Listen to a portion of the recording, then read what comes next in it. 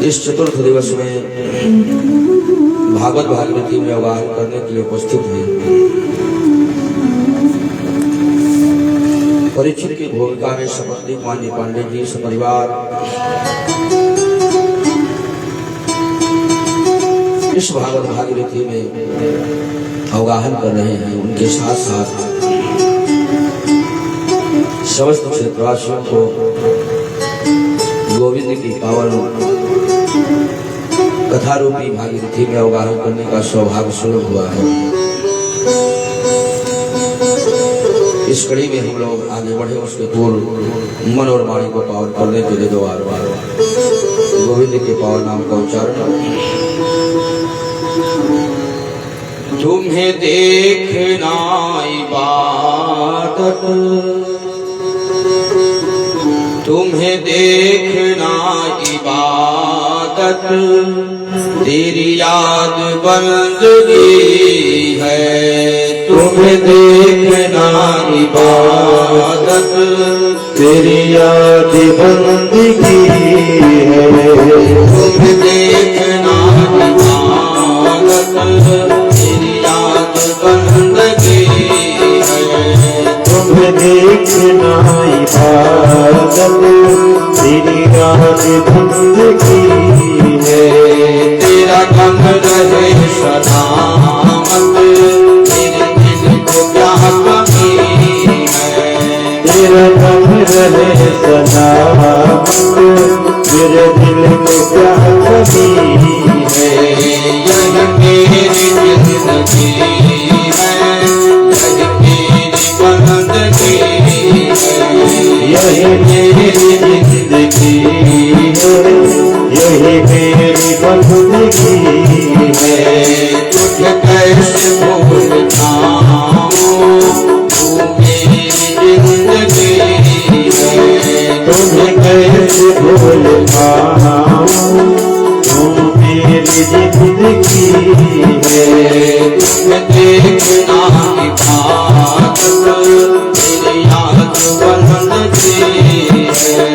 तुम्हें देखना इबादत, तेरी याद बंदगी है।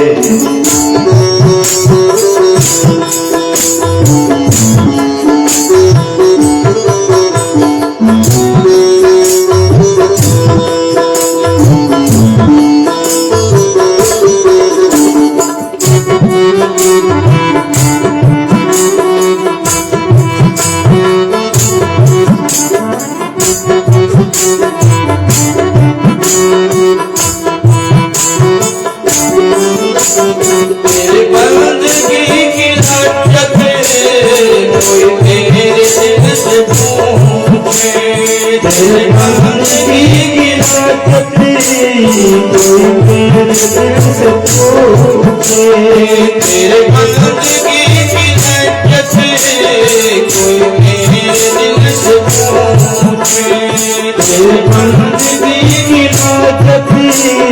कोई मेरे दिल से पूछे। तुझे याद करके होना यही मेरी बंदगी है। तुझे याद करके होना यही मेरी बंदगी है। तेरा गम रहे सलामत, तेरे दिल को क्या कमी है। तेरा गम रहे सलामत, तेरे दिल को क्या कमी है।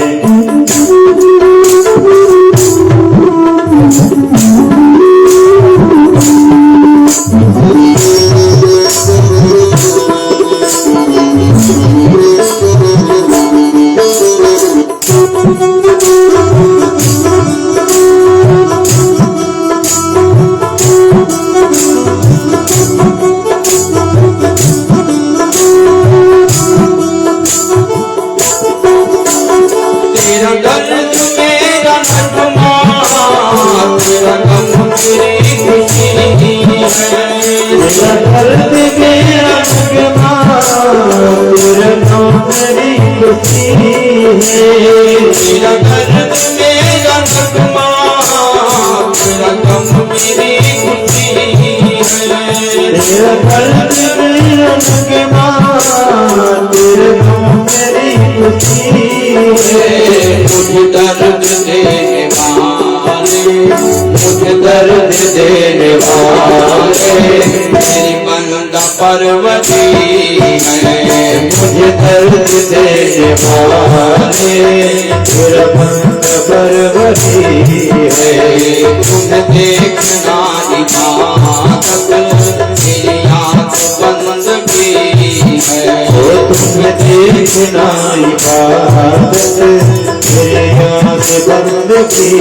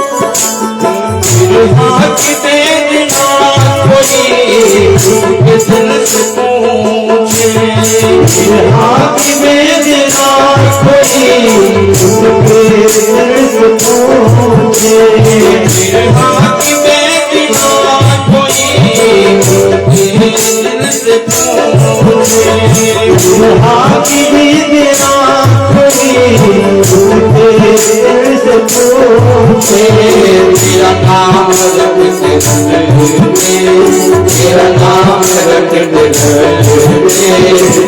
सुबह हो गई। तेरा नाम रटते सुबह हो गई। मेरा कमर है सलामत मेरे दिल क्या कमी है। तेरा कम रहे सलामत मेरे दिल को क्या कमी है।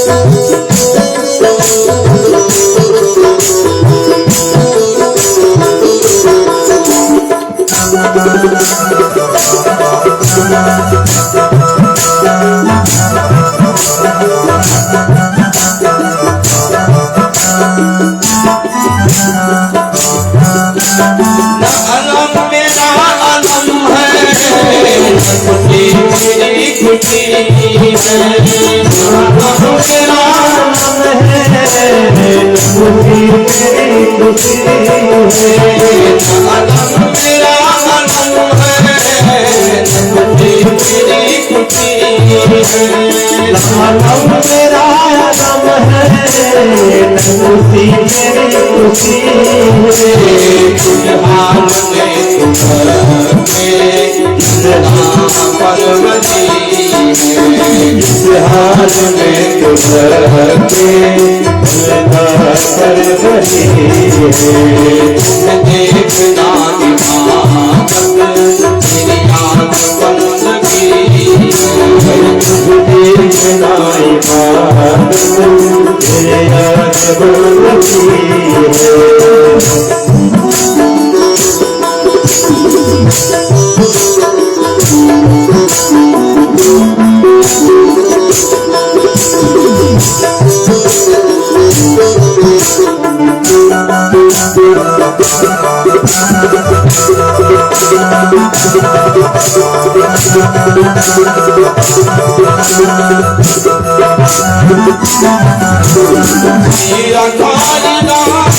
तेरे नाम क्यों न मेरा खाली मेरा नाम मेरा खाली मेरा नाम तेरे नाम क्यों न मेरा खाली मेरा नाम मेरा नाम क्यों न मालिक जहाँ तेरे मालिक तेरे घर में क्या कमी है?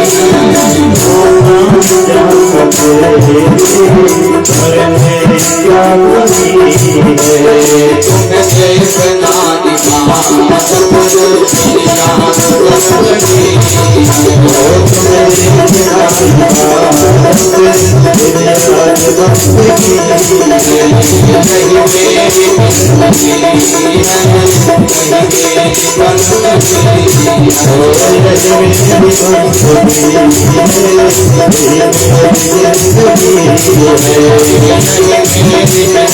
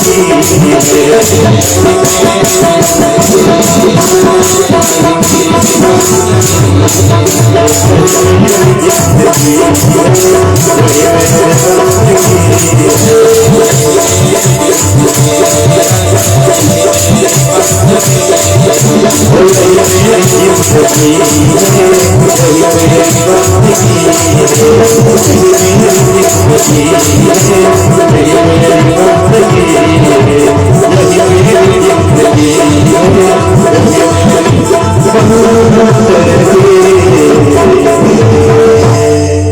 बोले वृंदावन बिहारी जय। तेरा गम रहे सलामत, मेरे दिल को क्या क्या मिला है।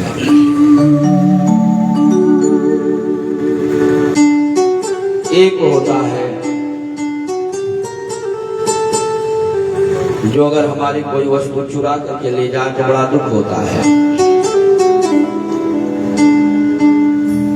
जिसको हम बड़े परिश्रम से कमा करके तैयार करते हैं, ऐसी वस्तु कोई चोरी हो जाए तो बड़ा दुखी होता है आदमी। इतने परिश्रम से मैंने बनाया था, चोरी हो गई। लेकिन अगर मेरा गोविंद, मेरे मनमोहन अगर किसी के मन की चोरी कर ले, किसी के चित्त की चोरी कर ले तो खुश होता है। क्योंकि परमात्मा यही कहता है, ना तो तुम्हारा धन चाहिए, क्योंकि स्वयं लक्ष्मी जी जिसके चरण दबा रहे हो तो उसे धन की क्या आवश्यकता है। रही बात तन की, तो तन से तुम अपना काम करते रहो, न तन की आवश्यकता है और ना धन की आवश्यकता है। आवश्यकता किसकी है? कहा तुम्हारे मन की आवश्यकता है। ये मन चाहिए, क्योंकि ये मन ही तो है जिसके कारण हम 84 के चक्कर काट रहे हैं। भगवान कहते हैं, देखो इस संसार में दो चीजें समझ लेना ही जीवन का सार है। हमने माला जपी कि नहीं जपी, हमने तीर्थाटन किया कि नहीं किया, हमने बड़े बड़े यज्ञ अनुष्ठान किए कि नहीं किए। ये जितने भी सत्कर्म हैं, उन सत्कर्मों का एक ही उद्देश्य है, हमारा संबंध उस परमात्मा से जुड़े। और महापुरुषों ने बड़ी प्यारी बात कही, जैसे हम किसी शहर में, अनजान शहर में जाके बसे और वहां बसने के बाद हमने सोचे कि जो हमारा पड़ोसी है उससे हमारा संबंध जुड़ जाए। तो उससे संबंध जोड़ने के लिए आपको दो काम करना पड़ेगा। उसको जो अच्छा लगता है वही आप उसके साथ व्यवहार करो, नंबर 1। और जो उसको पसंद नहीं है वो व्यवहार उसके साथ आप मत करो। ये 2 काम। जो अच्छा लगता है वही उसके साथ बर्ताव करो, वही व्यवहार करो, और जो नहीं अच्छा लगता वो व्यवहार मत करो। तो संबंध जोड़ना नहीं पड़ेगा, संबंध जुड़ जाएगा। वैसे महापुरुषों ने कहा इस परमात्मा से संबंध तो इस जीव का जुड़ा हुआ है, जुड़ा है, लेकिन माया के पर्दे के कारण उस सत्य का ज्ञान हमें नहीं हो पाता है। अगर संबंध नहीं जुड़ा होता तो श्वासें कैसे चलती, ये जीवन कैसे चलता? ये शरीर में क्या घटता है जो लोग कहते हैं कि मर गया आदमी? कुछ घटता थोड़ी है शरीर में। बस वही उस परमात्मा से उसका संबंध शरीर का दूर हो जाता है। तो इस जीवात्मा का संबंध तो परमात्मा का हमेशा का है, बशर्ते माया के कारण हम उससे दूर हुए हैं।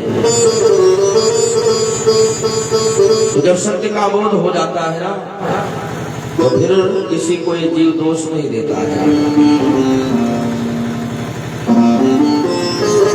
तो 2 ही चीज जानने की आवश्यकता है कि उस परमात्मा से हमारा संबंध जुड़ जाए। तो उसके लिए हमको क्या करना होगा?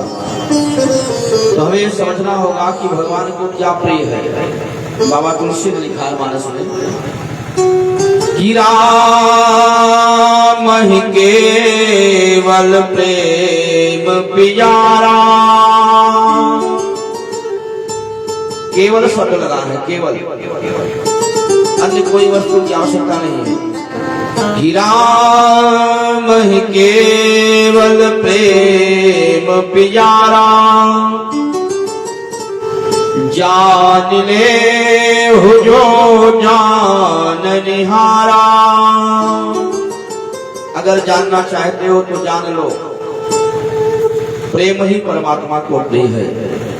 किसी ने कहा कि प्रेम ही क्यों प्रिय है? कहा कि हरि व्यापक सर्वत्र समाना, प्रेम के प्रकट मोह मह जाना। शिव जी का वाक्य है। और महापुरुषों ने तो यहाँ तक कहा कि प्रेम ही परमात्मा है और परमात्मा ही प्रेम है। परमात्मा ने किसी को धन दिया है, किसी को नहीं दिया, किसी को बल दिया, किसी को नहीं दिया, किसी को रूप दिया, किसी को नहीं दिया, लेकिन परमात्मा ने प्रेम सबको दिया है। क्योंकि प्रेम से ही परमात्मा मिलता है, इसलिए प्रेम उसने सबको दिया है। प्रेम से ही वो मिलता है, दूसरा कोई साधन नहीं है।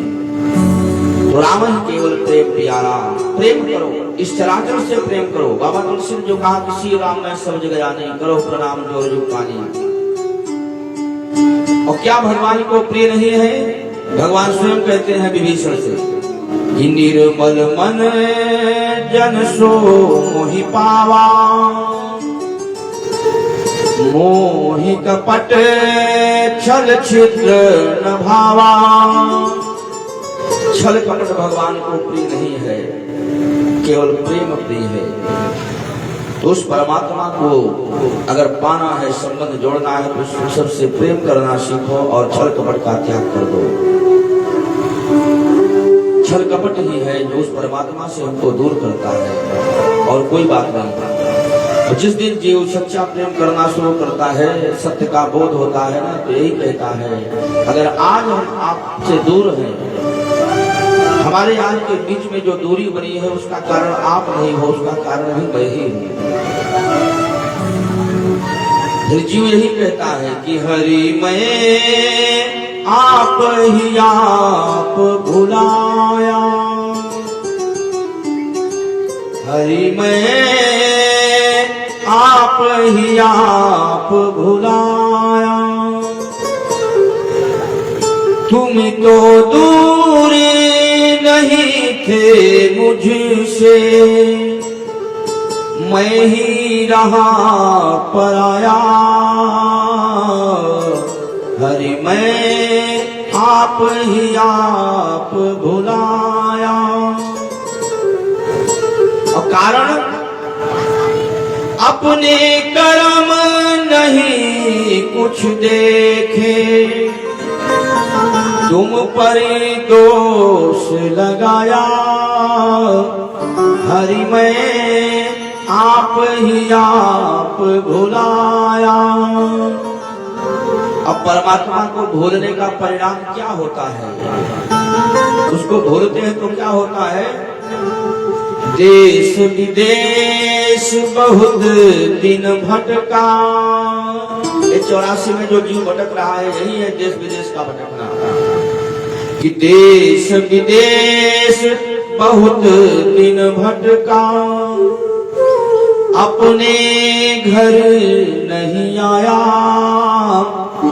हरि मैं आप ही आप भुलाया। अब भूलने का कारण,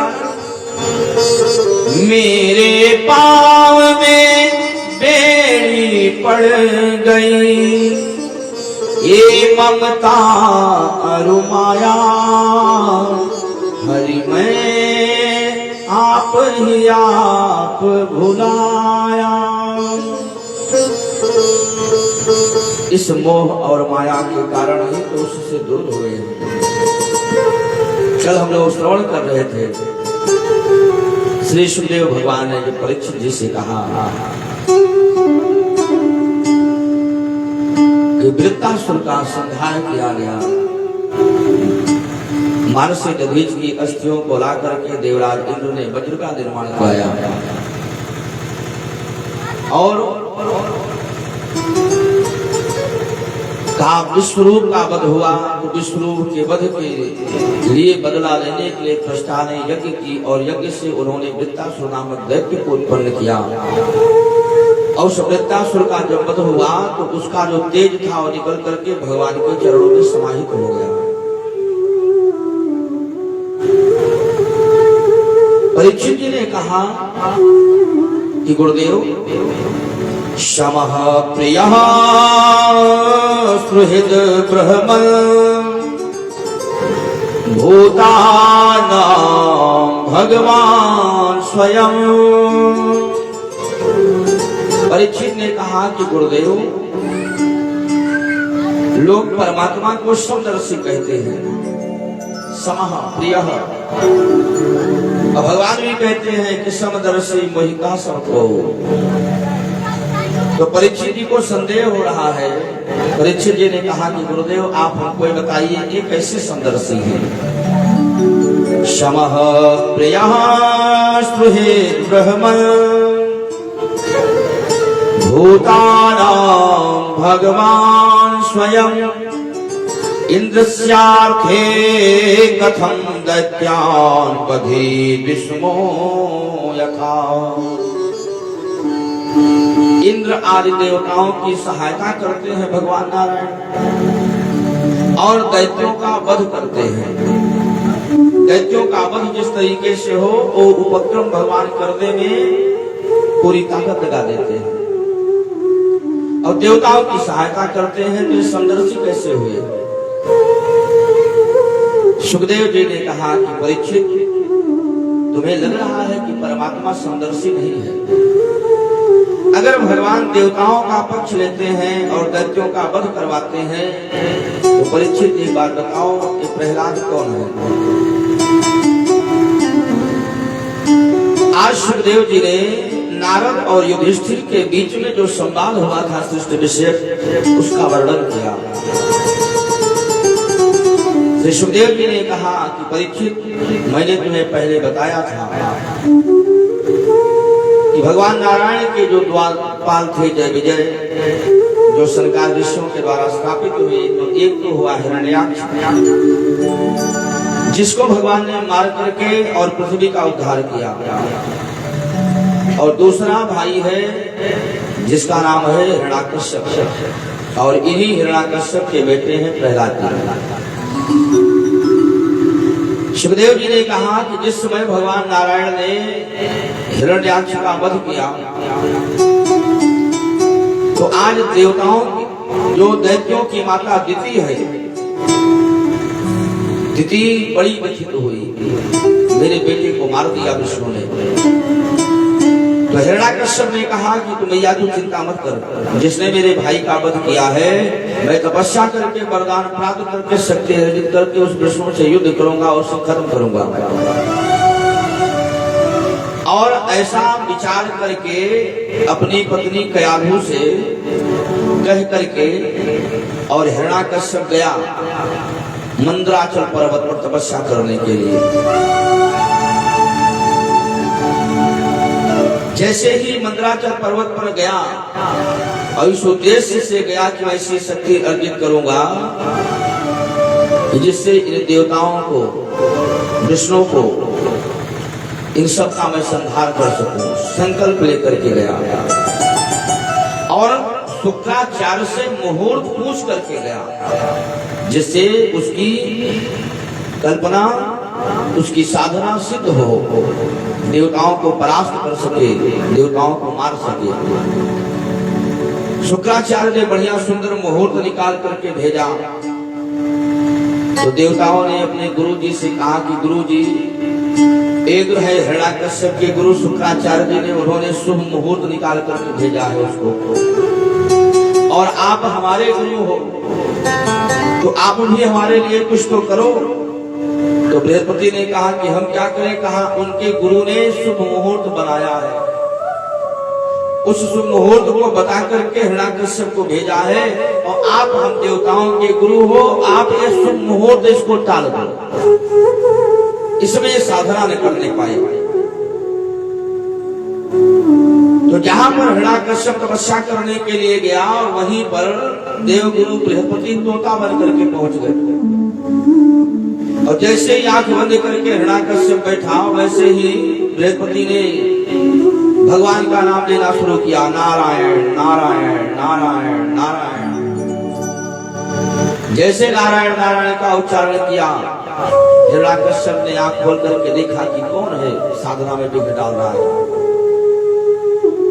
तो जब तोते को देखा तो उसने वहां से मार करके भगाया उसको।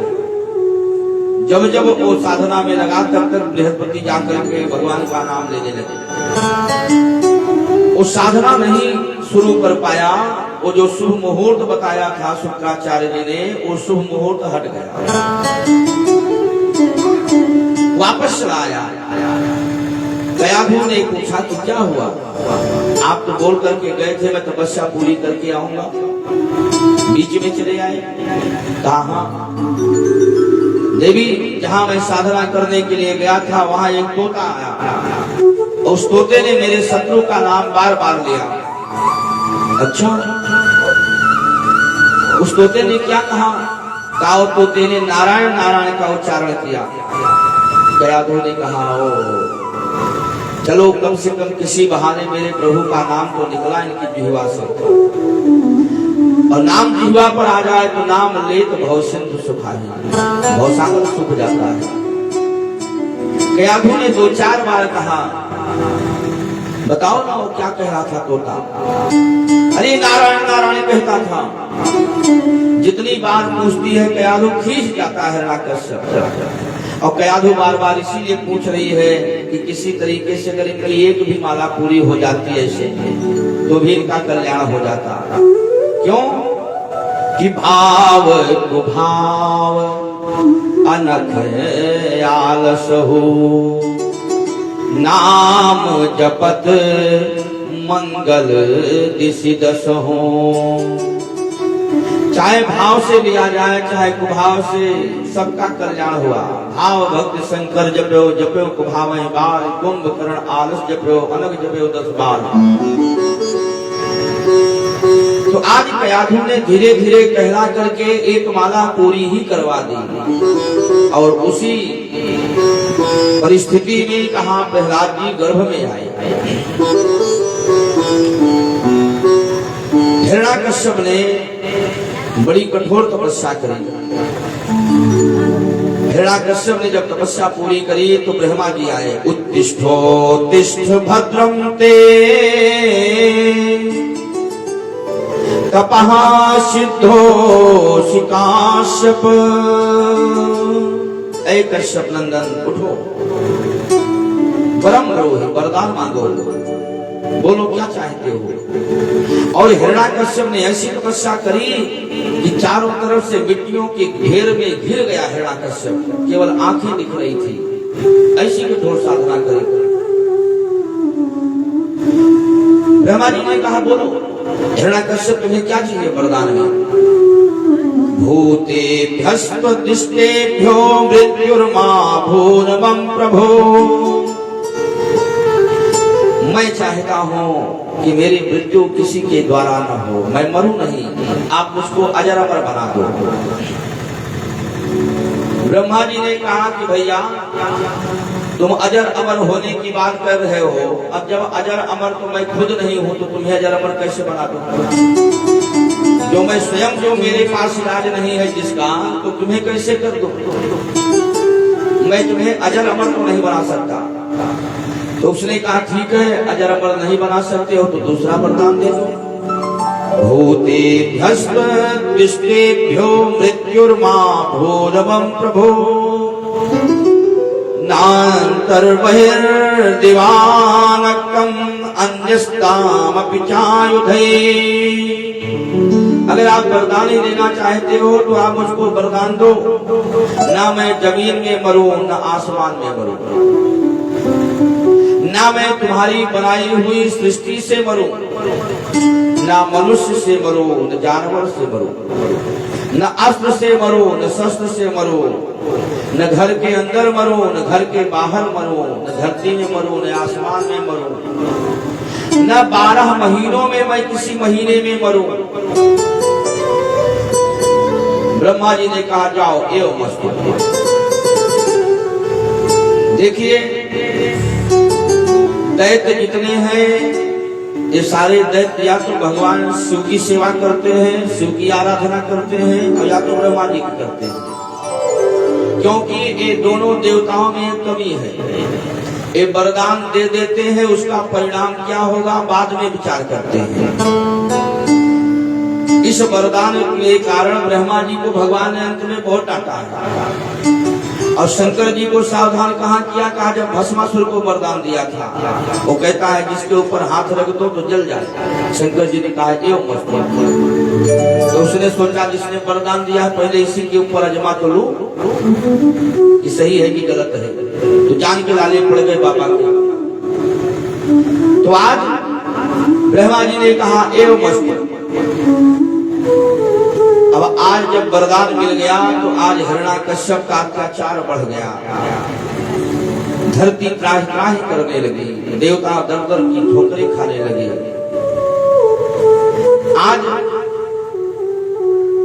दैत्यों की स्थिति यही है, जब शक्ति मिल जाती है तो असहाय को परेशान करते हैं, जो कमजोर है उनको सताते हैं। आज धरती त्राहि त्राहि कर रही है, ऋषि महात्मा त्राहि त्राहि कर रहे हैं, हिरण्याकश्यप का बड़ा अत्याचार है। लेकिन उन्हीं हिरण्याकश्यप के यहाँ आज भगवान का भक्त भी पल रहा है, जिसका नाम है प्रहलाद।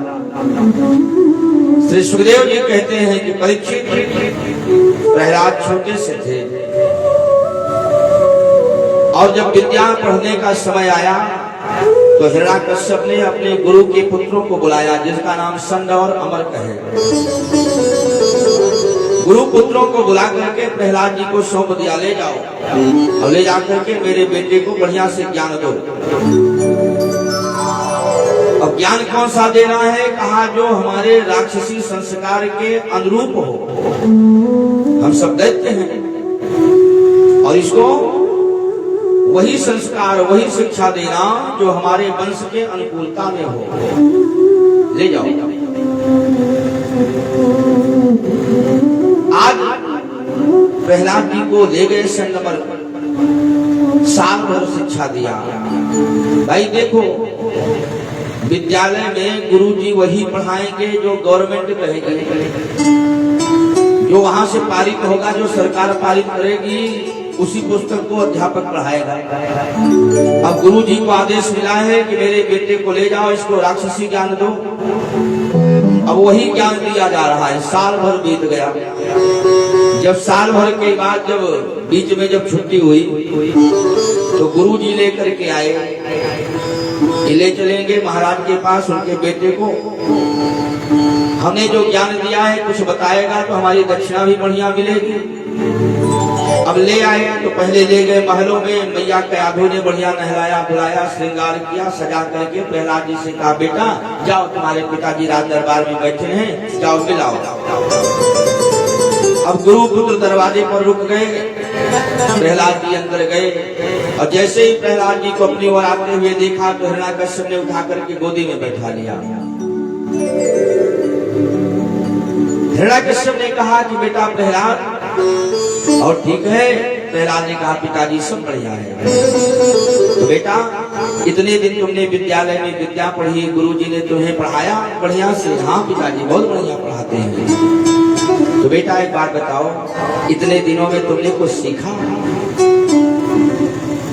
कुछ तैयारी हुई? जो तुम्हारे गुरुजी ने पढ़ाया है उसमें कुछ सीखा है? कहा हाँ पिताजी एक पाठ सीखा है। छोटे से प्रहलाद थे, एक पाठ। हाँ तो बेटा जो तुमने सीखा है थोड़ा हमें सुनाओगे? कहा लेकिन एक ही पाठ आता है। ठीक है कोई बात नहीं, सुनाओ। तत्साधु वन्ये शूरवर्य देहिनां सदा समोग्य ग्रहजां शतग्रहान् हित्वात्मपातं गृहमन्धकूपं वनों गतिं हरिमाश्रयेत्। प्रहलाद जी ने कहा कि पिताजी मैंने एक पाठ सीखा है। इस संसार कैसा है? कहा हित्वात्मपातं गृहमन्धकूपं। इस संसार में ऐसी स्थिति है, कहा अंधेरे कुएं में जैसे कोई पड़ा हो और उसको निकलना चाहे तो निकल नहीं सकता है कुएं से, वैसे इस संसार में जो जीव है, कहा उस अंधेरे कुएं की भांति ये संसार है। एक गृहस्थ जीवन भी वैसा ही है। इसमें जो फंस गया वो पिताजी निकल नहीं पाता है। और इसलिए कहा अगर बचना है, इस आवागमन के चक्र से बचना है, इस अंधेरे कुएं में, संसार रूपी अंधेरे कुएं में यदि पिताजी नहीं भटकना है तो उसके लिए एक काम करना होगा। कहा क्या? कहा वनं गतो यत् हरिमाश्रयेत्। वन में जाकर के भगवान श्री हरि का भजन करो। जो इतना कहा कि पिताजी वन में जाकर के संसार अंधेरा कुआं है, कहा वन में जाकर के भगवान श्री हरि का भजन करो।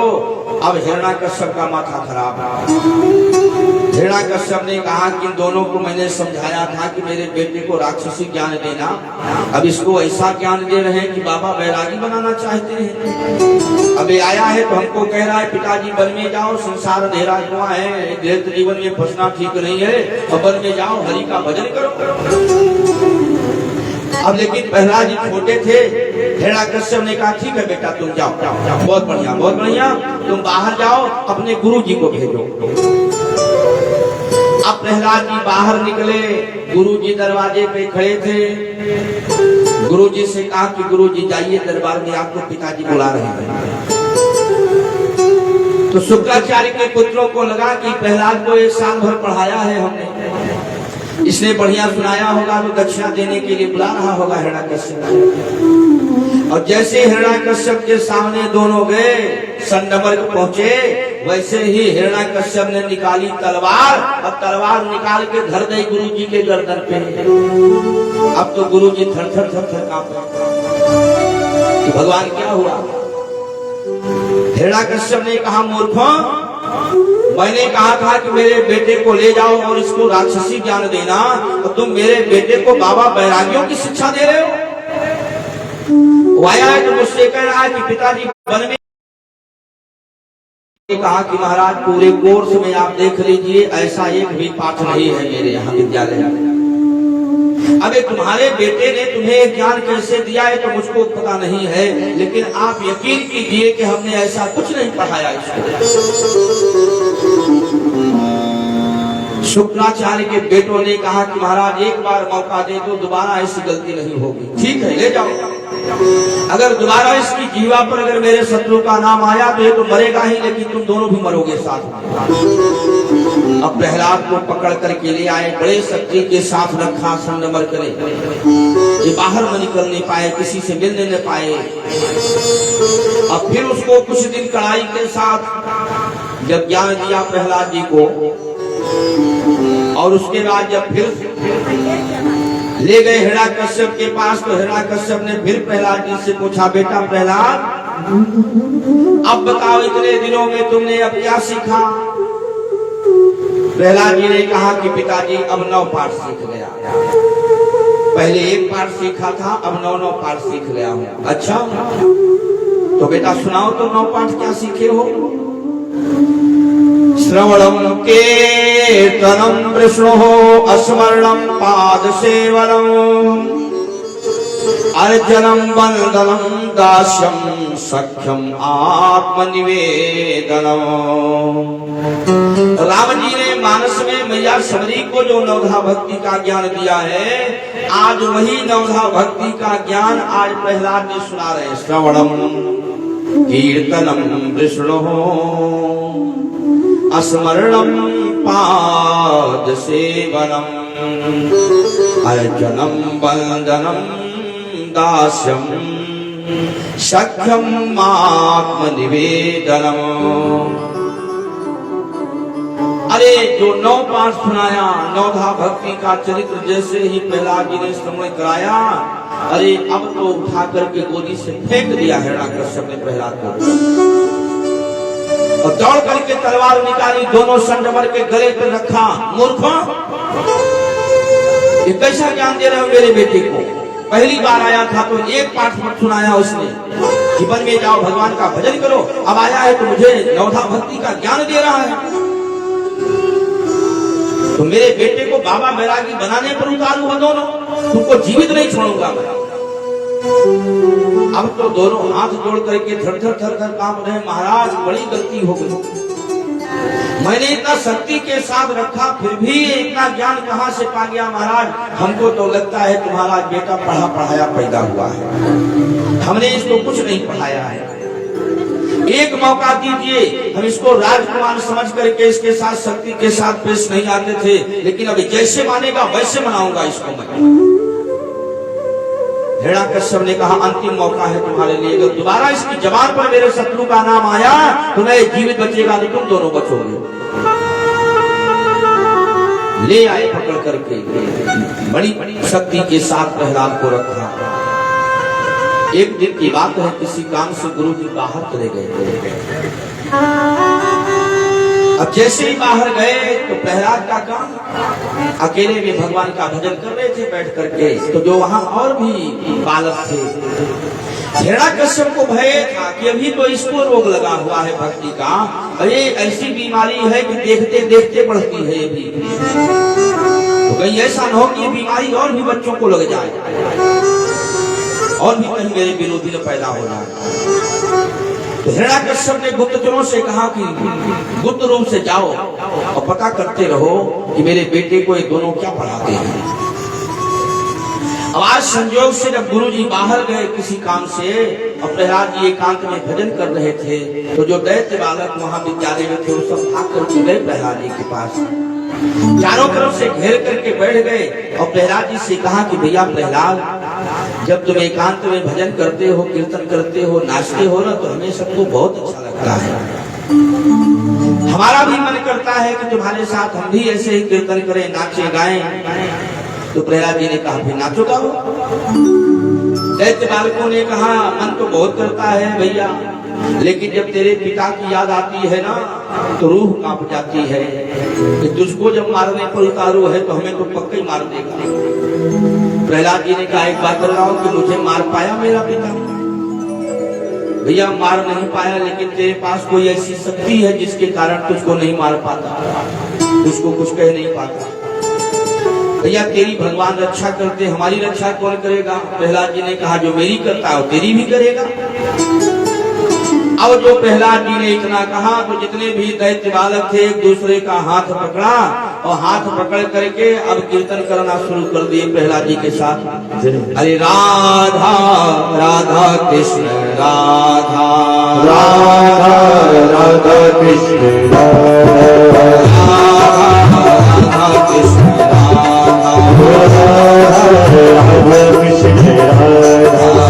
राधा कृष्ण राधा राधा कृष्ण राधा राधा कृष्ण राधा राधा कृष्ण राधा राधा कृष्ण राधा राधा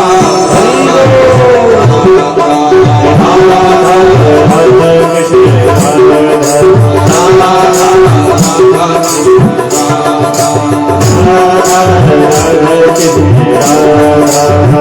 आज प्रहलाद ऐसे बालकों के साथ कीर्तन करते हुए नाच रहे थे एक दूसरे का हाथ पकड़ करके। उसी समय हिरण्यकश्यप के भेजे गुप्तचर आए। देखे तो हमारे राजकुमार को एक गुरु में कैसे शिक्षा देते हैं। अब जब देखा कि दैत्य बालकों का एक दूसरे से हाथ जुड़ा हुआ है और कीर्तन कर रहे हैं, अब तो गुप्तचर आए।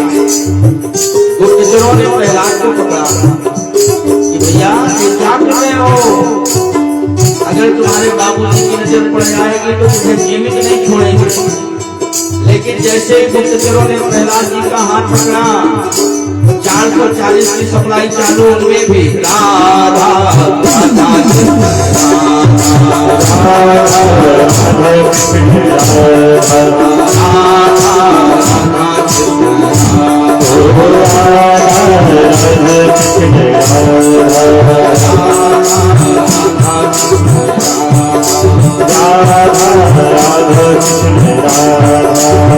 आज पूरा आश्रम वृंदावन बन गया।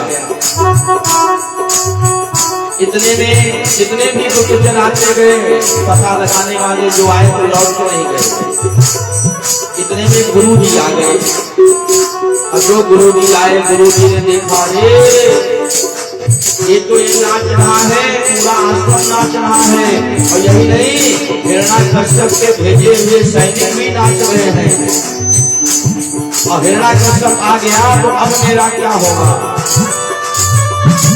गुरु जी ने जाकर के पूछा प्रहलाद जी को, देखो अच्छी बातें किसको अच्छी नहीं लगती हैं।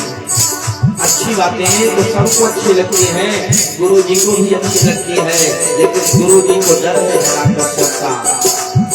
लेकिन आज जैसे ही प्रहलाद को रोकने के लिए गए तो गुरु जी भी राधा राधा कृष्ण राधा राधा कृष्ण राधा कृष्ण राधा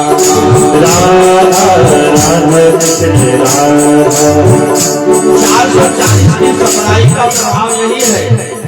अगर किसी को 440 का करंट पकड़ ले तो उसको जितने जितने पकड़ते जाएंगे ना, वो सबको वही पावर मिलेगा। चाहे जितने छूते जाएं एक दूसरे को, तो सप्लाई सब में बराबर पहुंचेगी। और सबसे गजब की बात क्या है, कहा जो सबसे अंतिम में पकड़ता है मरता सबसे पहले हो।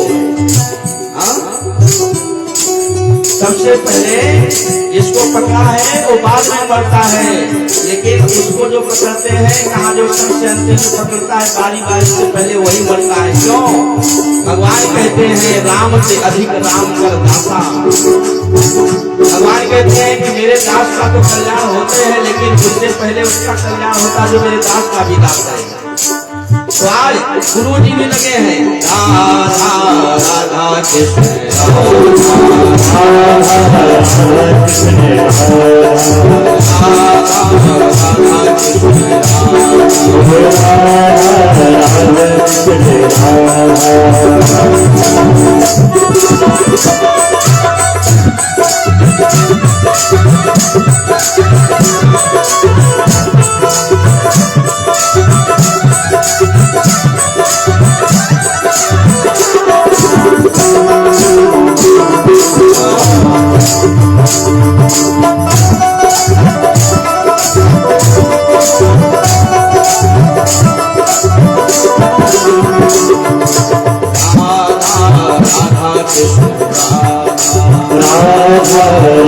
कृष्ण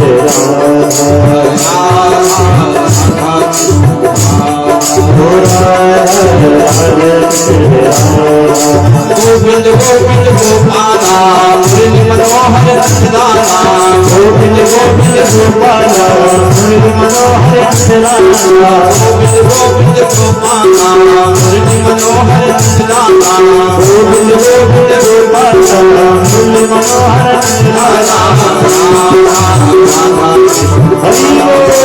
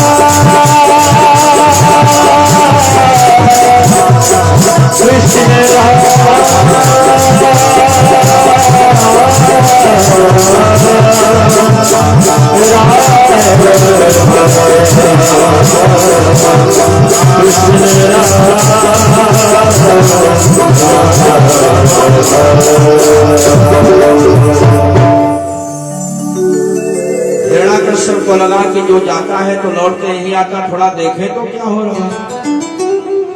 और जो हिरण्याकश्यप आया, देखा सैनिक भी नाच रहे हैं, दैत्य बालक भी नाच रहे हैं, प्रहलाद भी नाच रहा है, गुरु जी भी नाच रहे हैं। हिरण्याकश्यप ने पकड़ा प्रहलाद को, और जो प्रहलाद को पकड़ा तो जो सप्लाई थी सब बंद। अब लगता है कि सब नाचे तो प्रहलाद को पकड़ने के बाद हिरण्याकश्यप क्यों नहीं नाचा। भाई देखो, अगर बल्ब ठीक ठाक होता है तो उसमें सप्लाई का पता चलता है। अगर बल्ब ठीक है तो उसमें आप सप्लाई जब चलेगी तो जलेगा। लेकिन कहा अगर फ्यूज बल्ब है तो चाहे 440 नहीं चाहे 11,000 दौड़ा दो, कोई फर्क पड़ने वाला, जब फ्यूज है तो फ्यूज है। तो हिरण्याकश्यप कहा फ्यूज बल्ब है, इसलिए उसमें सप्लाई का कोई प्रभाव नहीं पड़ा और आज सब स्थिर हो गए। उसने प्रहलाद को पकड़ा और पकड़ करके लेके आया, हाथियों से कुचलवाने का प्रयास किया, सड़कों के बीच में रखा, पर्वतों की चोटी से गिराया, जल में डुबो करके मारना चाहा। कौन सा ऐसा उपक्रम है जो उसने प्रहलाद के लिए नहीं किया।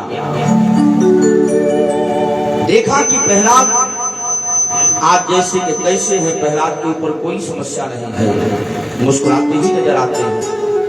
माथा पकड़ करके हिरण्याकश्यप बैठ गया। आखिर हुआ क्या है जो मरता नहीं है। सारे प्रयास निष्फल हो गए। बहन जी ने कहा कि एक मौका भैया जी हमको भी मिले। तो बहन जी आप क्या करोगी। कहा भैया हमने भी तपस्या की और उस तपस्या में हमको एक चुनरी मिली हुई है। तो उस चुनरी से क्या मतलब। कहा चुनरी का एक प्रभाव है, उस चूदर को पहन करके अगर मैं बैठ जाऊं ओढ़ करके तो आग की लपटें भी मेरा कुछ नहीं कर सकती। तो आप लकड़ियों की एक चिता तैयार करो। ऐसे प्रहलाद को मैं अपने गोदी में लेकर के वही चूनर ओढ़ करके मैं बैठ जाऊंगा और चूनर मेरे ऊपर रहेगी, मैं बचूंगी और ये जल करके राख हो जाएगा। अब वही व्यवस्था की गई। चूनर ओढ़ करके प्रहलाद को गोदी में लेकर के बुआ जी बैठ गई। और जैसे ही आग की लपटें जब निकलना शुरू हुई तो कहा है कि जाको राखे साइया मार सके ना कोई, बालन बांका कर सके जो जग बैरी हो। ऐसी हवा चली कि चूनर उड़ करके प्रहलाद जी के ऊपर चली गई और बुआ जी गोविंदाय नमो नमः हो गई। अब तो हिरण्याकश्यप का माथा और खराब की एक बहन जी थी वो भी चली गई इसके चक्कर में, और ये नहीं बन रहा है। अब प्रहलाद को पकड़ा, एक लोहे के खंभे को बिल्कुल आग से तप्त करा करके और लेकर के वहां पर आया, खड़ा हुआ, एक हाथ में तलवार रखी और दूसरे हाथ से प्रहलाद को पकड़ कर रखा। प्रहलाद से पूछता है हिरण्याकश्यप बता अगर तेरा परमात्मा सर्वत्र है तो क्या इस लोहे के खंभे में क्या तेरा परमात्मा है? अब प्रहलाद जी देख रहे हैं कि लोहे का खंभा है, आग से लाल है। इस तपते हुए लोहे के खंभे में अपने प्रभु को कैसे कह दूं कि आओ,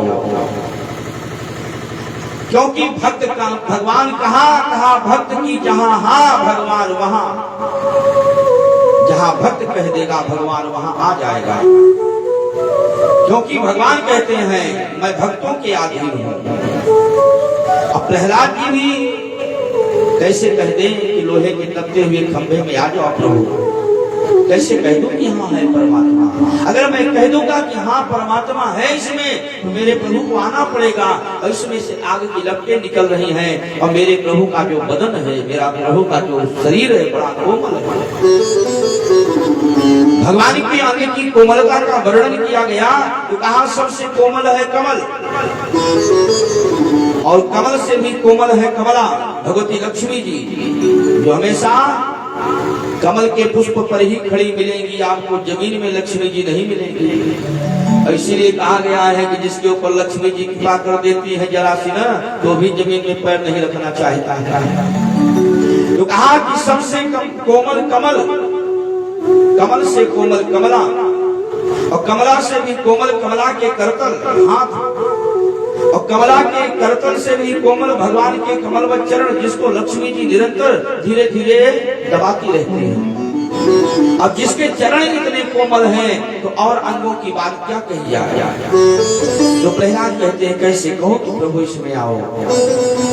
और हिरण्याकश्यप बार बार पूछता है बता क्या परमात्मा तेरा है इसमें? प्रहलाद जी बिल्कुल शांत है, कैसे कहो किसमें हाँ परमात्मा है। तो आज प्रहलाद जी ने देखा तो उस तपते हुए लोहे के खंभे पर एक चींटी है जिससे आग की लपटें निकल रही है खंभे से। ऐसे 9 खंभे से भी आज आग की लपटें निकलने के बावजूद भी एक चींटी है जो ऊपर से नीचे, नीचे से ऊपर चल रही है उस पर। प्रहलाद जी ने कहा हमारे प्रभु मेरे ना चाहने पर भी आप इसमें आ ही गए। अरे परमात्मा का स्वरूप कोई है थोड़ी, वो कहता है न मैं साकार हूँ ना मैं निराकार हूँ, मैं अपने भक्तों की भावना के अनुसार हूँ। जैसे ही हिरण्याकश्यप ने कहा बता तेरा परमात्मा इस खंभे में है, प्रहलाद जी ने कहा हाँ पिताजी तो ही माराम मोहि माराम, इस लौ खड़क खंभ में राम, तुम्हारे हाथ में जो तलवार है इसमें भी है, इस लोहे के खंभे में भी है, तुझमें भी है और मुझ में भी है।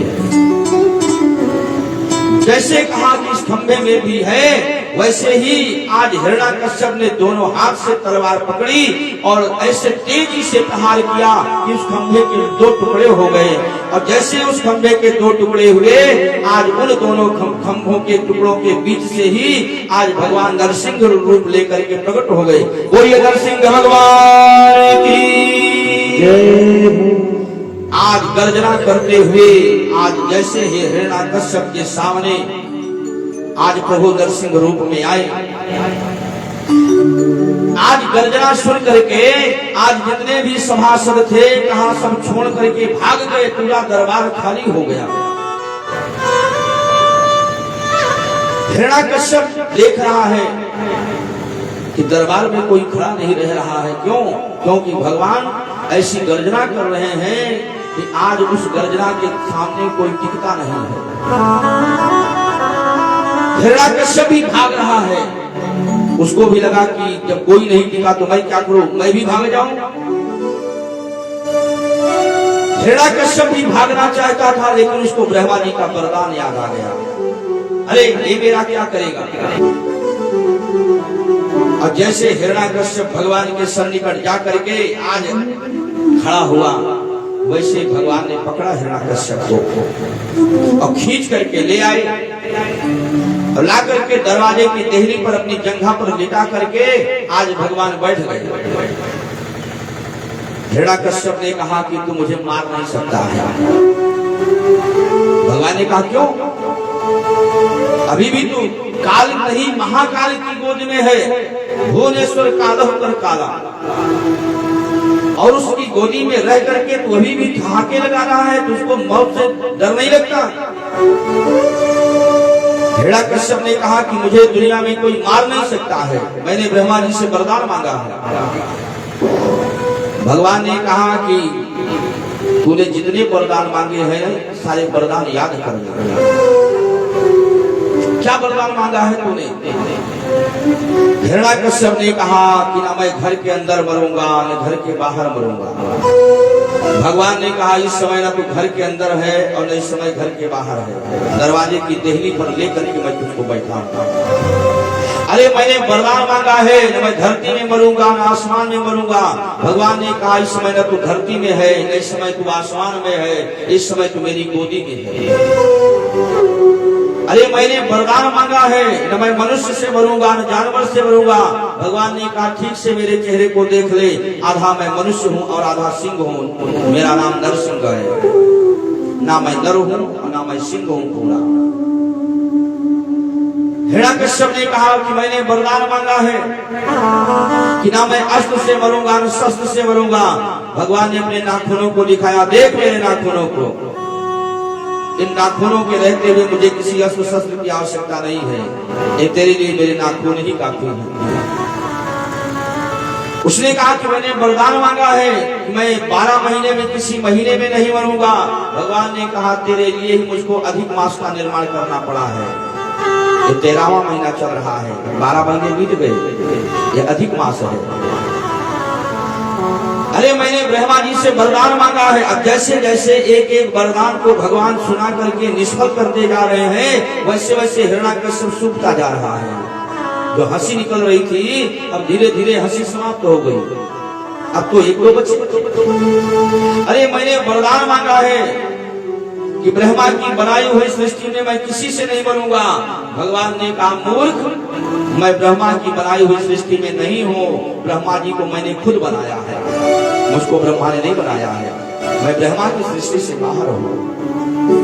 एक एक वरदान को याद दिलाते हुए आज भगवान ने आज हिरण्यकश्यप को पकड़ा और पकड़ करके उसकी छाती को फाड़ करके भगवान आज उसकी अतड़ियों को निकाल करके गले में लपेट करके और पूरे उसके रक्त से अपने पूरे शरीर को रक्त रंजित कर दिया। और आज रक्त रंजित करके भगवान बड़े क्रोध में आज गर्जना कर रहे हैं। आज भगवान की गर्जना से आज तीनों लोग भयभीत हैं, देवता भी भयभीत हैं कि अब क्या होगा। देवता सोच रहे हैं कि अरे हिरण्यकश्यप तो मारा गया, लेकिन अब प्रभु के क्रोध को कौन शांत करेगा, पूरा दरबार खाली है, आज भगवान का शरीर पूरा रक्त रंजित है। अरे गर्जना कराओ, क्या कर रहे हो तुम?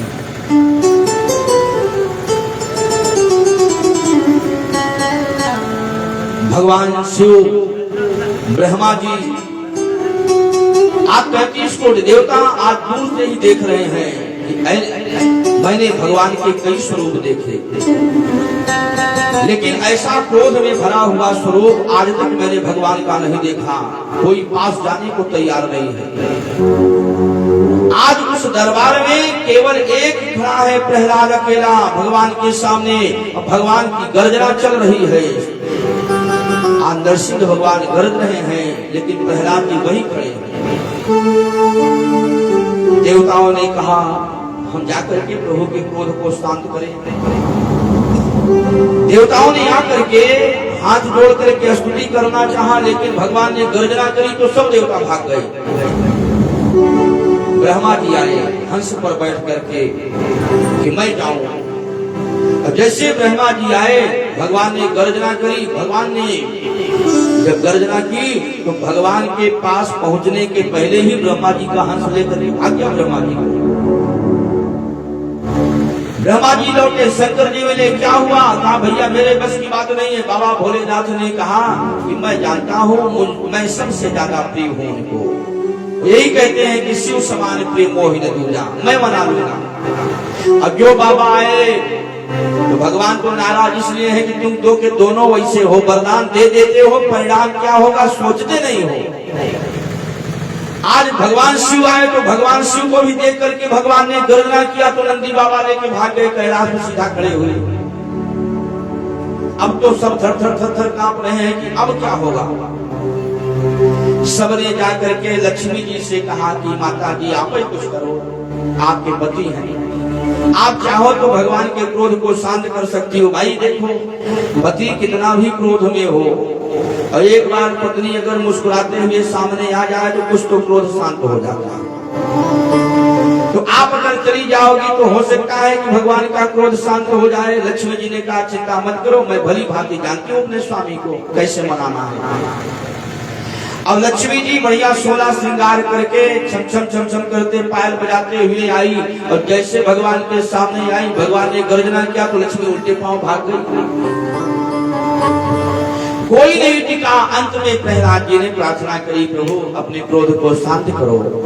भगवान ने देखा कि प्रहलाद की आंखों से आंसू की धारा बह रही है और प्रहलाद जी छोटे से हाथ जोड़े खड़े हैं। सब भाग गए, देवता भाग गए, ब्रह्मा जी भाग गए, लक्ष्मी भाग गई, शिव जी भाग गए, लेकिन एक सामने केवल प्रहलाद अकेले खड़े हैं, छोटे से बालक, आंखों से आंसू बह रहा है।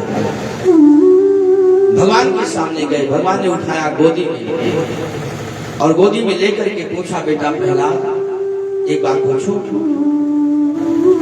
पहले तू ये बता कि तेरी आंखों में आंसू किस लिए है? तुम्हारे पिता की मृत्यु हो गई इसलिए रो रहा है? प्रहलाद ने कहा कि प्रभु इसलिए नहीं रो रहा हूं, मैं रो इसलिए रहा हूं कि हमारे पिता ने पूरे जीवन में आपसे विरोध किया, आपको गालियां दी, आपको अपशब्द कहे और मुझे इस बात का डर है कि कहीं मेरे पिता को कहीं नरक ना मिल जाए, उनको कहीं कष्ट ना भोगना पड़े मरने के बाद। इसी बात को सोच करके मैं रो रहा हूं क्योंकि वो आपके विरोधी थे। भगवान ने मुस्कुराते हुए कहा, बेटा प्रहलाद अगर हिरण्याकश्यप मेरा विरोधी था, मेरा शत्रु था, तो उसके बावजूद वो तुम्हारे जैसे भक्त का पिता भी तो था। अब जिसके पास तुम्हारा जैसा बेटा हो तो उसके पिता को क्या कभी नरक हो सकता है? अरे भले मेरा विरोधी था लेकिन वो तुम्हारा पिता भी तो था। बेटा प्रहलाद एक बात और बता, जिस कुल खानदान में तेरे जैसा अगर कोई बेटा होगा ना, मैं तुझे वचन दे रहा हूं कि उस कुल खानदान के 21 पीढ़ियों का उद्धार मैं कर दूंगा। अब प्रहलाद जी को थोड़ा प्रसन्नता हुई। प्रहलाद जी से भगवान ने कहा, अंतिम बात बेटा प्रहलाद एक बात बताओ, मेरे इस रूप को देख करके, मेरी गर्जना को सुन करके सब भाग गए, पूरा दरबार खाली हो गया, देवता भाग गए, ब्रह्मा भाग गए, शिव जी भाग गए, हमारी अर्धांगिनी लक्ष्मी भाग गई, लेकिन मैं देख रहा हूँ कि तुम मेरे सामने बिल्कुल डटे हो। तो बेटा एक बात बताओ कि क्या मेरे इस रूप से तुमको डर नहीं लगा? प्रहलाद जी ने कहा कि प्रभु एक बात मैं पूछूं, आप देखो कि जिस समय जंगल में शेर गर्जना करता है और उसकी गर्जना सुन करके जंगल के जितने भी पशु पक्षी हैं कहा उस स्थान से भाग जाते हैं। कोई उसकी गर्जना को सुन करके नजदीक रुकता नहीं है, सब भाग जाते हैं जंगल छोड़ करके। लेकिन प्रभु उस स्थिति में, उस समय में भी कहा उस सिंह के जो छोटे छोटे शावक होते हैं, जो बच्चे होते हैं, उस समय भी सिंह की गर्दन पर बैठ करके खेलते रहते हैं और सिंह गर्जना करता रहता है। क्या उसके बच्चे भागते हैं उसके पास से? तो प्रभु हम आपकी संतान हैं, तो आप चाहे जो रूप धारण करो, लेकिन हम आपके स्वभाव को, आपके स्वरूप को तो हम भली भांति जानते हैं कि आपका असली स्वरूप तो सच्चिदानंद रूप आयो विश्वोत्पत्त्यादि हेतवे। आप तो आनंद देने वाले हो, तो इसलिए भय की क्या बात है? अब जो इतना कहा तो भगवान बड़े खुश हुए, बेटा प्रहलाद मैं बहुत प्रसन्न हो तुम पर, तुम वरदान ले लो, क्या चाहिए तुमको? प्रहलाद जी ने कहा कि प्रभु मुझको कुछ नहीं चाहिए। भगवान ने कहा कि बेटा प्रहलाद मेरा दर्शन अमोघ है, कुछ तो ले लो। तो प्रहलाद जी ने बड़ी प्यारी बात मांगी, कामानां हृदय सर्वोह।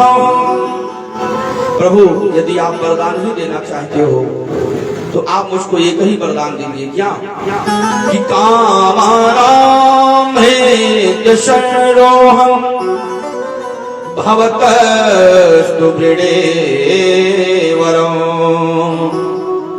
अगर आप मुझे वरदान देना चाहते हो तो ये वरदान दो कि मेरे जीवन में कभी कुछ मांगने की कामना ही न पैदा हो, ऐसा वरदान आप दो। भगवान ने कहा जाओ एवं मस्ती। जब भगवान प्रसन्न हुए तब आप देवता फिर आए। तब ब्रह्मा जी को भगवान ने समझाया कि ऐसा वरदान क्यों देते हो, ऐसा वरदान किसी को दिया जाता है न दिन में मरेगा न रात में मरेगा, न कहीं धरती में मरेगा, न आसमान में, न अस्त्र से न शस्त्र से, न तुम्हारी बनाई सृष्टि में, न 12 महीने में, ऐसे वरदान दिया जाता है। कम से कम वरदान देने के बाद एक बार विचार तो कर लिया करो। ब्रह्मा जी ने कान पकड़ लिया कि प्रभु गलती भई सो भई, लेकिन अब दोबारा ऐसी गलती जीवन में अब नहीं करूंगा। श्री सुखदेव जी कहते हैं कि परीक्षित भगवान 14 मनवंतर हैं और उन 14 मनवंतरों में भगवान अनेकों रूप धारण करते हैं हर मनवंतर में और अपने भक्तों की रक्षा करते हैं। पहला मनवंतर है स्वयंभू मनवंतर। इसमें भगवान ने यज्ञ पुरुष के रूप में अवतार लिया। दूसरा मनवंतर है स्वारोचिष मनवंतर, जिसमें उन्होंने विभु अवतार लिया। तीसरा उत्तम मनवंतर है जिसमें भगवान ने सत्यसेन नाम से अवतार लेकर के इस धरती पर अपनी कीर्ति फैलाई। और चौथा मनवंतर है जिसका नाम है तामस मनवंतर। परीक्षित इस चतुर्थ मनवंतर में भगवान ने हरि अवतार लिया। हरि अवतार लेकर के भगवान ने गज का उद्धार किया। सुखदेव जी कहते हैं कि परीक्षित मेरे प्रभु मनुष्य के लिए ही नहीं, ऋषियों महर्षियों के लिए ही नहीं, देवताओं के लिए ही नहीं, मेरे प्रभु तो इतने सहज हैं, इतने सुगम हैं, कहाँ वो पशुओं का भी उद्धार कर देते हैं। आसीन गिरिवरो राजस त्रिकोटयित विस्तृतः। हिमालय की तलहटी में कहा एक बड़ा सुंदर सरोवर था। उस तलहटी में एक हाथी रहता था जिसका बड़ा लंबा परिवार था। वो हाथी अपने उस परिवार का मुखिया था। बड़े बड़े कहा जब सिंह थे, कहा उसकी मालिकता को देख करके कहा बड़े बड़े सिंह भी उसका रास्ता छोड़ देते थे। हजारों हाथियों का बल था उसके अंदर, इतना ताकतवर था कि जंगल का राजा भी उसके सामने नहीं आता था। एक बार की बात है, वो अपने पूरे परिवार के सहित गया, उस सरोवर में जल पिया और जल पीने के बाद कहा उसमें जब स्नान कर रहा था तो उसकी पत्नियां, उसके बच्चे सूंड में जल भर भर करके उसके ऊपर डाल रहे थे। उसी समय उस जल में रहने वाले ग्राह ने देखा कि अरे इन हाथियों के झुंड ने पूरे जल को गंदा कर दिया। तो उसने कहा उसी हाथी का पैर पकड़ा जो मुखिया था। अब जैसे उस हाथी का पैर पकड़ा, अब जितने भी उसके परिवार के लोग थे कहा अब उसको बचाने के लिए एक दूसरे की सूंड में सूंड फंसा करके खींच रहे हैं। कभी हाथी अपनी ओर खींचते हैं और कभी ग्राह उस हाथी को अपनी ओर खींचता है। सुखदेव जी कहते हैं कि परीक्षित एकदम 1-2 दिन नहीं कहा 27 दिन तक चला। 27 दिन बीत गए। अब जब 27 दिन बीत गए, कभी हाथी मगर को खींच करके ले आ जाते हैं बाहर, कभी वो ग्राह खींच ले जाता है अंदर। अब जब कोई निर्णय नहीं निकला तो उस हाथी के परिवार के जितने भी सदस्य थे एक एक करके धीरे धीरे वहां से जाने लगे छोड़ करके, और अंत में वो हाथी अकेला बचा। अब उस गज और ग्राह की ही लड़ाई चल रही है बीच में। अब वो हाथी कहता है अपनी पत्नियों से, अपने परिवार से, अपने बच्चों से, अरे हमने तुम सबकी रक्षा के लिए बड़े बड़े हिंसक जानवरों का सामना किया। मैंने हिंसक जानवरों से लड़ करके तुम सबको मैंने बचाया, हमेशा तुम सबकी मैंने सुरक्षा करी। और आज मेरे प्राण संकट में हैं। जिस समय तुम्हारी आवश्यकता है तुम सबकी, तो उस समय मुझको इस काल के मुंह में छोड़ करके तुम सब जा रहे हो। अरे आवश्यकता तो उसी समय होती है परिवार की, अपनों की, जब विपत्ति का समय हो। और इस समय मैं विपत्ति में घिरा हूँ, इस ग्राह ने मेरे पैर को पकड़ रखा है, और इस समय तुम्हारी आवश्यकता है कि तुम हमारी सहायता करो, हमारी रक्षा करो। मैं तुम सब का मुखिया हूँ और तुम सब हमें छोड़ करके जा रहे हो। पत्नियां, बच्चे धीरे धीरे सब दूर हो गए। सब ने कहा क्या करें, 27 दिन तो हो गए, कुछ परिणाम तो नहीं निकल रहा है, तो आपके साथ हम सब भूखों कब तक मरेंगे, इसलिए तुम जानो, तुम्हारा काम जाने। श्री सुखदेव जी कहते हैं कि परीक्षित, ये गज और ग्राह की जो लड़ाई है ना, ये हमारे जीवन की लड़ाई है। गज का उल्टा कर दो तो जग हो जाता है। महापुरुषों ने कहा कि संसार सरोवर है, इसमें सब रहते हैं। इस संसार रूपी सरोवर में ये मन मत वाला हाथी है, और इसमें एक ग्राह घूम रहा है जिसका नाम है काल। देखिए, आज उस हाथी के पैर को ही पकड़ा है ग्राह ने, और काल भी क्या करता है, काल भी पैर ही पकड़ता है। उदाहरण में परमात्मा हमको मानव तन दे करके भेज तो दिया, लेकिन परमात्मा भूलता नहीं है, हमें सावधान करता है, हम भले भूल जाए उसको। तो परमात्मा क्या करता है, परमात्मा हमको याद कराता है कि तुमको कोई उद्देश्य देकर के भेजा गया है, उस उद्देश्य की पूर्ति करो करो करो। और हम भूल जाते हैं तो भगवान क्या करते हैं, कहा भगवान हमको नोटिस भेजते हैं, सावधान करते हैं। पहली नोटिस आती है क्या, कहा बाल सफेद हो जाते हैं। जब बाल रंग बदलना शुरू कर दें, बाल में सफेदी आ जाए, तो वहीं से समझ लेना चाहिए कि परमात्मा की नोटिस आ गई है, सावधान हो जाओ, भजन करो। तो लोग क्या करते हैं, कहा बाल काला कर लिया, पहली नोटिस हटाई में चली गई भगवान। फिर परमात्मा क्या करता है, कहा दूसरी नोटिस आती है, दांत साथ छोड़ देते हैं। जब पैदा हुए थे तब भी दांत नहीं थे, क्योंकि दूध पीना था। और जब दांत की आवश्यकता समझी परमात्मा ने, तो एक नहीं 2-2 बार दांत दिए उसने। और जब देख लिया कि वृद्धावस्था आ गई, शरीर कमजोर हो गई, आंख कमजोर हो गई, कान कमजोर हो गए, हाथ पांव कमजोर हो गए, तो क्या अंदर जो पाचन करने वाली मशीन है, क्या वो नहीं है, वो भी कमजोर है। तो इसलिए अगर इसके दांत मजबूत रहेंगे तो जम करके खाएगा, तो पाचन क्रिया बराबर होगी नहीं, तो जो जीना है 6 साल का, तो ये साल में निपट जाएगा। इसलिए परमात्मा क्या करता है, फिर दांत ले लेता है। तो व्यक्ति क्या करता है, कहा नकली लगवा लेता है, चलो अगर नहीं चना तोड़ पाएंगे तो लड्डू तो खा ही लेंगे।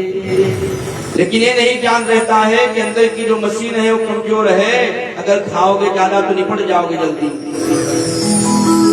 तो कहा परमात्मा की 2 नोटिस ठुकरा दी जाती है, लेकिन तीसरी नोटिस का 60 के बाद पता चलता है क्या, कहा पैर की गांठ जाम हो जाती है। पैर की गांठें जाम हो जाती हैं। तो कहा कि ये जब पैर की गांठें जाम हो जाए तो समझ लेना कि यही गज और ग्राह की लड़ाई है। काल ने गज के पैर को ही पकड़ा है, और जब पैर पकड़ लेना तो समझ लेना कि काल ने पकड़ लिया है। अब केवल एक सहारा है, क्या उस हाथी के पर याद करना इस गजेंद्र मोक्ष को, कि क्या जिस समय उस हाथी के पैर को पकड़ा था तो उसके परिवार के लोग, उसकी पत्नियां, उसके बच्चे, उसकी बहुएं उसकी सहायता किया, उसको किसने बचाया? उस समय उसने अंत में गोविंद को याद किया, उस परमात्मा ने ही उसकी रक्षा करी और कोई बचाने वाला नहीं आया। और जानते हो, परिवार के लोग छोड़ करके चले गए, 27 दिन हो गया, कोई निर्णय तो नहीं हो रहा। ये क्या है निर्णय मालूम? जैसे वृद्धावस्था में हमारी तबीयत गड़बड़ होती है और हम हॉस्पिटल में भर्ती हो जाते हैं, सीरियस रहते हैं, उस समय परिवार के लोग जब तक उनको उम्मीद होती है कि सेवा कर लेंगे तो बाबूजी ठीक हो जाएगा, इलाज हो जाएगा तो बाबूजी ठीक हो जाएगा। और जब डॉक्टर ने कह दिया कि भैया अब कुछ नहीं हो सकता, इनको घर में ले जाओ, इनकी जब तक है तब तक सेवा करो, तो परिवार के लोग वही क्या कहते हैं, पत्नी, बेटे, बहुएं, जो भी हैं सगे संबंधी, वो आते हैं, देखते हैं, तो यही कहते हैं, हे भगवान, इनको या तो यहाँ पार कर दो या तो इनको वहाँ पार कर दो। हाँ, यही होता है, ये गजेंद्र मोक्ष हमारे जीवन की सच्चाई है। आज उस हाथी को छोड़ करके परिवार चला गया, क्या करूं, 27 दिन तो हो गए, कोई निर्णय नहीं हो रहा है। अब उस हाथी को याद आया कि इनके लिए मैंने जीवन व्यतीत कर दिया। अरे भाई, समय निकलने के बाद ही याद आता है ना कि जिसके लिए जीवन मैंने व्यतीत कर दिया, मेरे कितने हितकर हैं, मेरे साथ देने वाले कितने हैं। कोई सहायता नहीं करने को तैयार। देवता भी विमानों में बैठे देख रहे हैं। शंकर जी सोच रहे हैं हमको तो बुलाता नहीं तो काहे को जाऊंगा। ब्रह्मा जी भी देख रहे हैं। आज जितने भी हैं, कहा कोई उसकी मदद करने को तैयार नहीं है। उस हाथी ने एक कमल के पुष्प को पकड़ा सूंड में और उसको लेकर के भगवान को याद किया। तस्मै नमः परेशाय ब्रह्मणे अनंत शक्तये अरूपायो रूपाय नमयाश्चर्य कर्मणे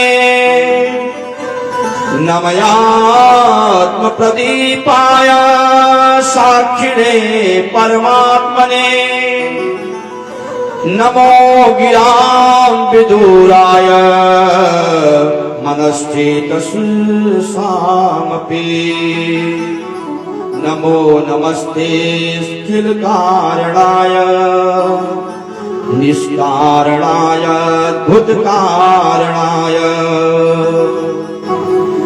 आज हाथी कहता है, प्रभु आपका कोई रूप नहीं है, अरूप रूप रूपाय। आपका कोई रूप नहीं है, आपकी शक्ति अनंत है।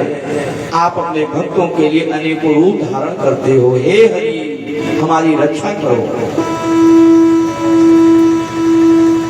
क्योंकि आपकी शक्ति अनंत है। ब्रह्मणे अनंत शक्ति है, अनंत शक्ति है। और अनंत शक्ति वाले के सामने इस गज के पैर को जिस ग्राह ने पकड़ा है, उस ग्राह की शक्ति क्या होगी। ऐ अनंत शक्ति वाले परमात्मा, मेरी रक्षा करो। हे हरि, मेरी रक्षा करो।